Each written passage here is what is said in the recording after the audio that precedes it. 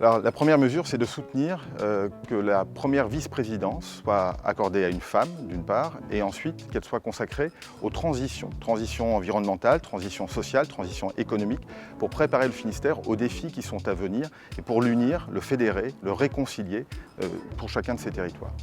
Eh bien, la première mesure, c'est de revoir les budgets, parce que le budget quand même est à peu près 1 milliard d'euros pour le Finistère.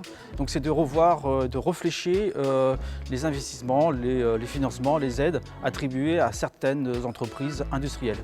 Nous voulons tout d'abord être à l'écoute des Finistériens, être dans le dialogue et améliorer leur qualité de vie, mais aussi prendre en compte l'urgence climatique que nous subissons surtout sur notre territoire, et sûrement notre première priorité sera sur des questions environnementales. Écoutez, je crois que dès le lendemain de l'élection, il faut organiser l'équipe pour être la plus efficace possible. Donc moi, je n'ai pas de mesure toute faite, j'ai la volonté d'animer une équipe, de la mobiliser et de répartir au mieux les délégations. Alors nos priorités générales sont évidemment pour l'équité des chances entre les petites communes rurales et les grandes villes. Nous pensons qu'1 euro investi dans une grande ville doit l'être également dans les communes rurales, afin de rattraper un retard pour certaines qui se retrouvent isolées et qui ont moins de moyens que les grosses villes.